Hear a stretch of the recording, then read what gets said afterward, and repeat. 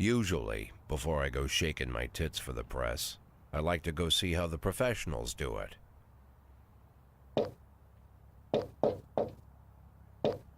Some might say the chief of police has no business in an institution like this, but in fact it's the quietest and safest place in town.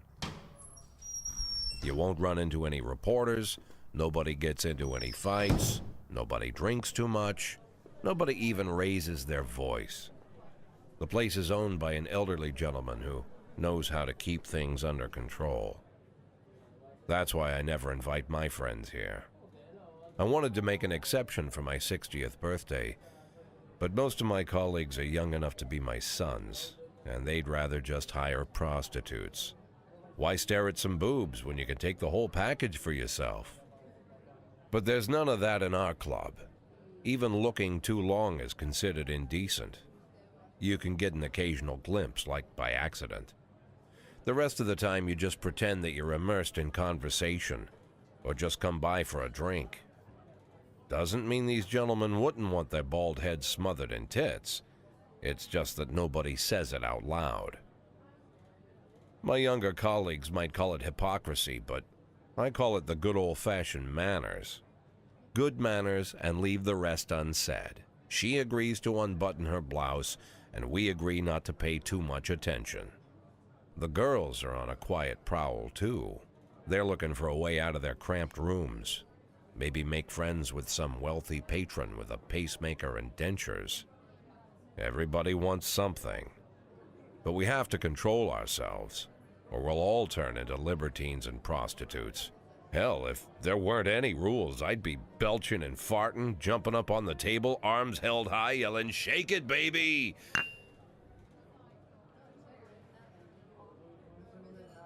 No idea how I got so barbaric.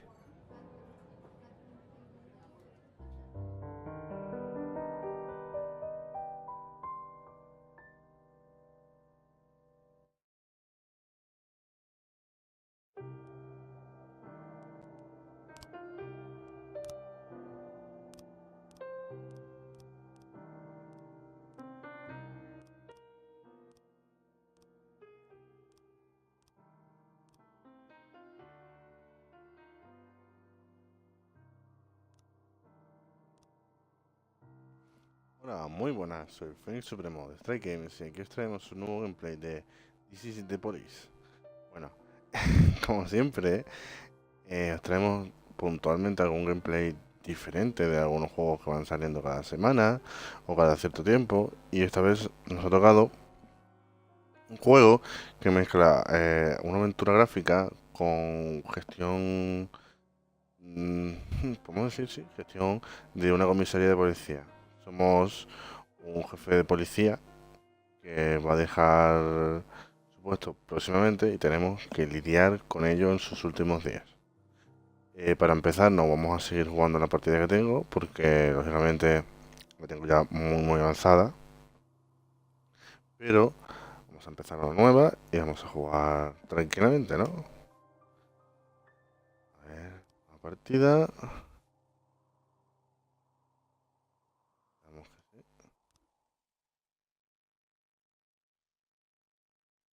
El día 1, 15 de julio. El ayuntamiento confirma la dimisión de Jack Boy. Mark Ward 2 se proyectará en Fribourg el día antes del estreno mundial, a petición personal del alcalde. Alcalde Rogers, maníaco sexual. Por cierto, es un juego que, como habéis visto en la introducción, es bastante adulto, ¿vale? No es nada hecho para las masas, podríamos decir, ni para cierta audiencia más juvenil. Tiene connotaciones políticas, tiene mucho de mafia,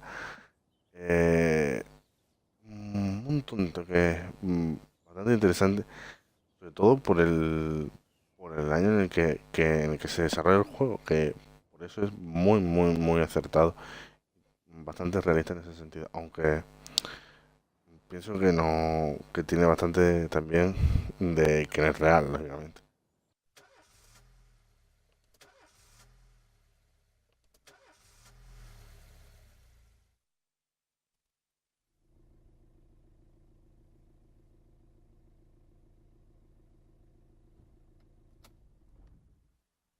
Music sometimes told me time that if I closed my eyes and didn't open them for a long time, all the demons would blow away.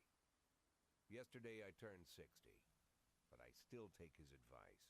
Not because I'm sentimental or want to keep the memory of my father alive. I just can't think of a better solution.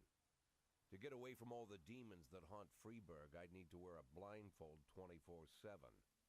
Plus, it's a good idea to act blind when talking to reporters.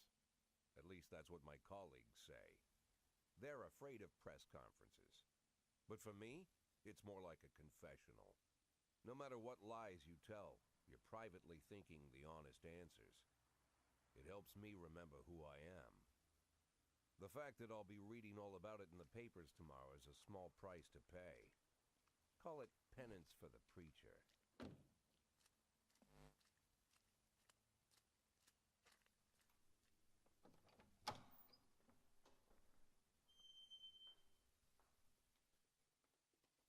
This is the first time I'm afraid of those answers my mind has given me. Not because I'm mad I'm losing my job. Though it's true, I'm mad as hell. Not because I subconsciously blame everyone else. Though I damn sure do blame them. And don't even ask me what my next move is. I can't imagine. But even that doesn't scare me. The worst thing is, I know I'm gonna have to do something. I'll be damned if I know how far I'll go. I may have a lot of vices, but predictability isn't one of them.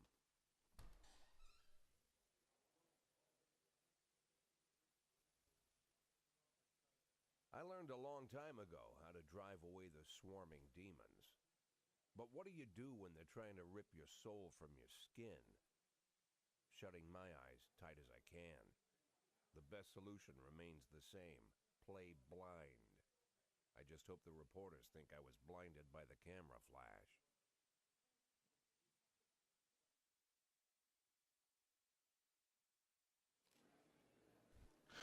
Buenos días. Ayer la alcaldía anunció oficialmente su dimisión. ¿Fue una sorpresa para usted o lo sabía de antemano? Yo en mi caso, en partida, escogí... porque esto lo tienes que hacer en función de lo que tú pienses actualmente, no porque intentes presuponer, ¿vale? Esto va a acarrear ciertas cosas en el futuro porque tenemos que lidiar con el ayuntamiento, la mafia, etcétera, etcétera, etcétera. Así que voy a poner una sorpresa. Creía que trabajaría de policía otros 5 o 10 años. Solo quiero servir a la ciudad. Me lleva una gran sorpresa, claro. ¿Conoce ya el nombre de su sucesor? Pues la verdad es que no.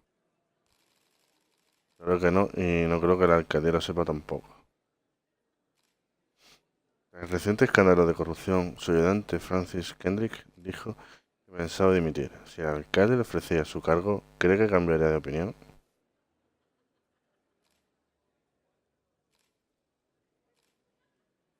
La verdad, imposible. Ya se ha hecho una idea de marchar. Dudo que nada afecte a esa decisión. Aunque Kendrick fue absuelto, muchos creen todavía que la policía coopera con la mafia. ¿Tiene algo que decir al respecto? Sin comentarios. Normalmente prefiero responder a todas sus preguntas, pero en esta situación debo decir sin comentarios. ¿Cree que su relación personal con el alcalde podría ser la razón de su jubilación? ¿Cómo de saberlo? Mejor se lo pregunte a él. Gracias. Bueno, pues este tipo de momentos, bueno, ahora lo explicaré. How did the press conference go? You can read about it in the newspapers tomorrow. Don't let anyone in. Even Mr. Kendrick? Especially Mr. Kendrick.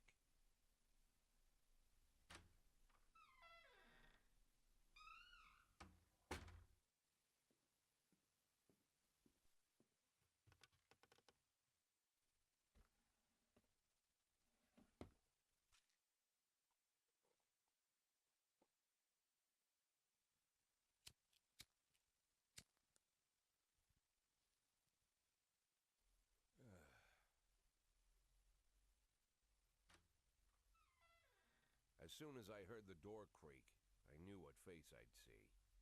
When I tell Emma not to let anyone in, there's only one man it could be.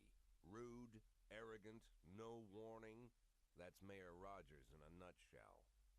White summer shoes, white socks, white shorts, white polo shirt, and the white smile of a hungry shark. Mayor Rogers enters every room like he owns the place.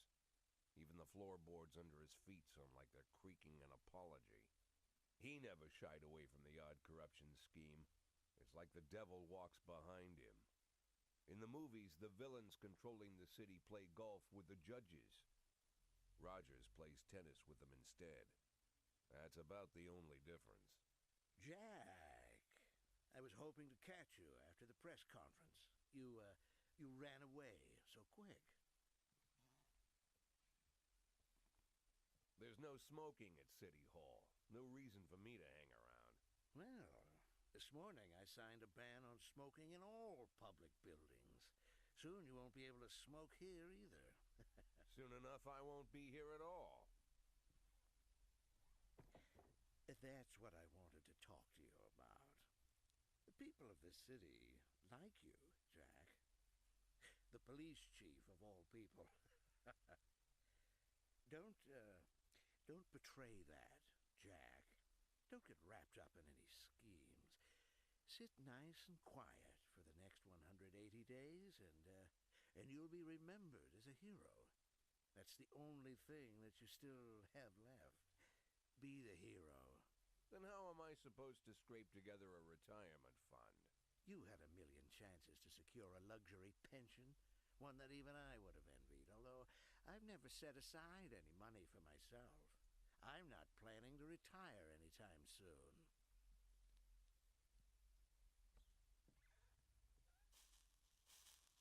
"180 days of quiet, Jack.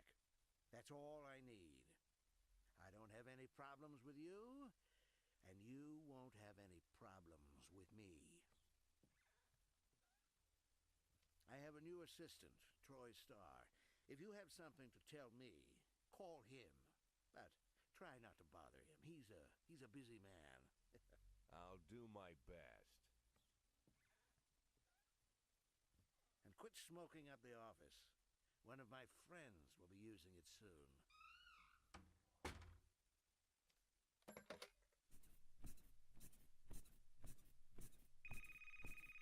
Oh, I'm sorry, babe.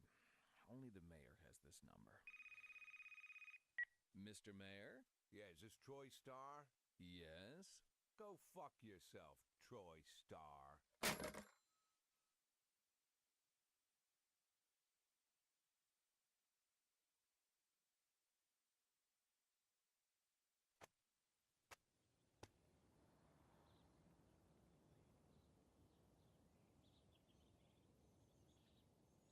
Bueno, pasado el primer día, que es casi todo palabrería, la elección de la rueda de prensa y tal, vamos al segundo día, que es donde verdaderamente nos daremos cuenta cómo funciona el juego en general, ¿vale?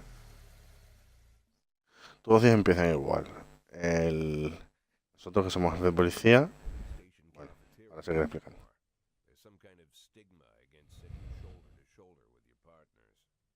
Everybody just takes snacks from the machines or grabs a meal and hammers it down in the corner like a vulture on a corpse. The main thing? Don't look into anyone's eyes. Could be construed as an invitation to sit together. The only people eating here are ghosts.